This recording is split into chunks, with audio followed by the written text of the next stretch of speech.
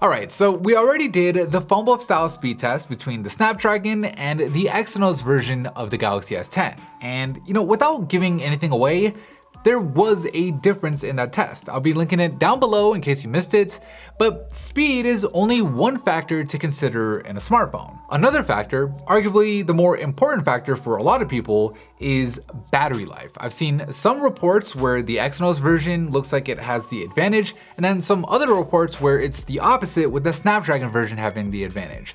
So today, we're just gonna make it official with the PhoneBuff style battery test. Taking a look at the spec sheet, the global version of the S10 is using Samsung's own 8nm Exynos 9820, while the US and Canadian version of the S10 is using Qualcomm's 7nm Snapdragon 855. Everything else on these two phones is pretty much the same, but the question of course is whether or not battery life is the same. So let's find out.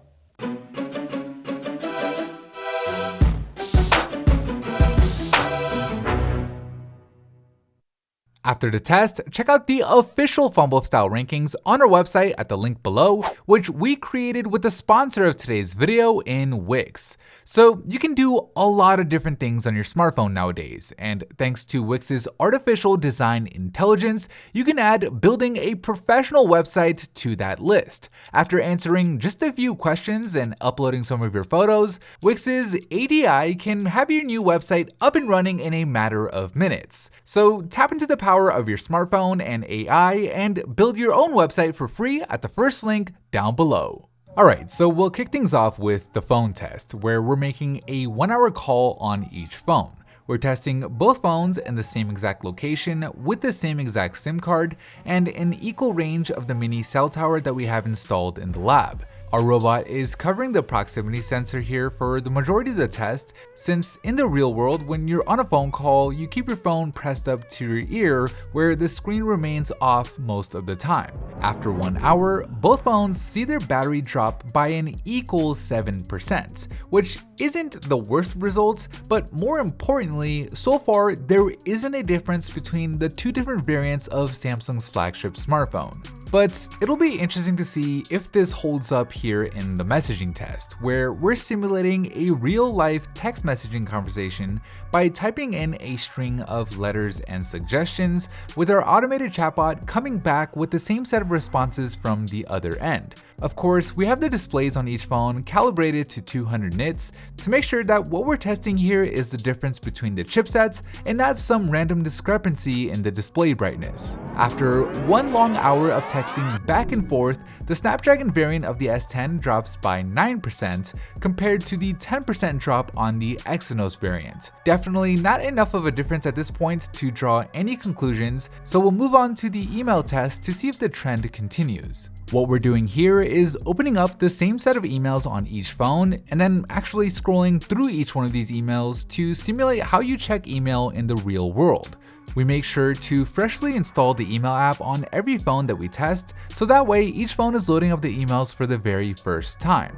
After 1 hour, both phones drop by an equal 10% in battery, with the Snapdragon variant still 1 percentage point ahead at 74%, with the Exynos variant right there behind it at 73%. So far, the two phones look like they're performing about the same, which is exactly the way that it should be, as nobody should have to pay around the same amount of money for an inferior version of the same phone. We'll continue the test by heading into the browser, where we have a customized script that randomly cycles through the same set of websites. To help keep things more realistic, we also have our robot scrolling through these websites at fixed intervals to better simulate how you actually browse the web in real life. After the 1 hour web browsing session, it's the same story. Both phones drop by an equal 12%, with the Snapdragon variant's battery being at 62%, while the Exynos variant is at 61%. Next test up is Instagram, where we're on the home feed and we have our robot scrolling through the feed just like you would in real life. Now, this is important since not only are we loading up fresh content by scrolling on the screen, but we're also interacting with the screen, which means that the phone has to process those swipes, which may have an effect on battery life. After 1 hour of scrolling the screen for dopamine, we finally see some sort of difference between the two, albeit a really small one, with the Snapdragon variant dropping by 11% to 51, and the Exynos variant dropping by 12% to 49. Moving on, we're heading into the standby test, a test that makes conducting these battery tests take an incredible amount of time, but something that I think is really important since in the real world, in the course of a 24-hour day, your phone is going to be on standby most of the time, whether in your pockets or just sitting there on your desk.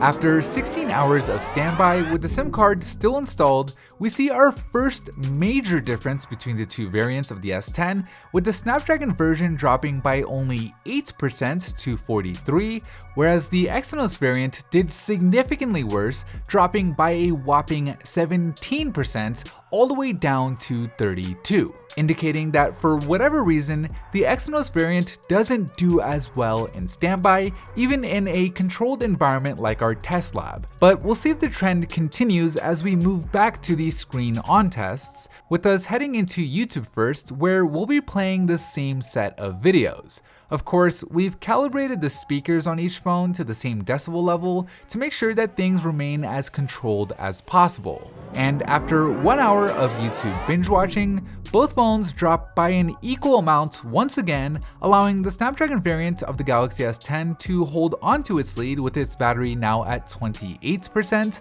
12 percentage points ahead of the Exynos variant, which sees its battery drop down to 16%. Now, heading into the gaming test here will be interesting because unlike most of the other screen-on tests, this one more heavily taxes the processors on each phone, so we'll likely see at least some sort of difference, maybe even a potential comeback by the Exynos variant. But unfortunately, that didn't happen, with the Exynos variant of the S10 losing all 16% of its battery just 1 minute shy of completing the 1 hour test, while the Snapdragon variant was able to complete the full hour and dropped by only 15% while doing so, with 13% of its battery still remaining. Which, considering that the next test up here is maps, it could mean that while the Exynos variant would leave you stranded, the Snapdragon variant would still have enough juice to potentially take you home, with it getting through the entire 1 hour simulated navigation test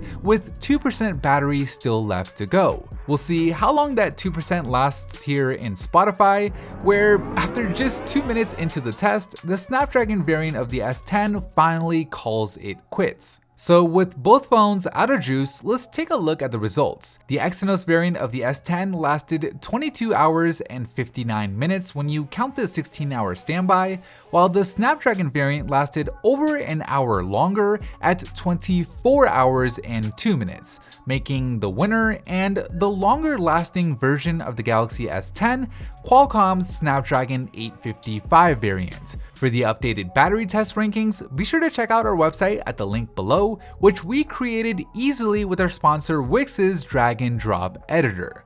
Anyways, that is it for me in this video. Thank you guys for watching, and as always, I'll see you in the very next episode.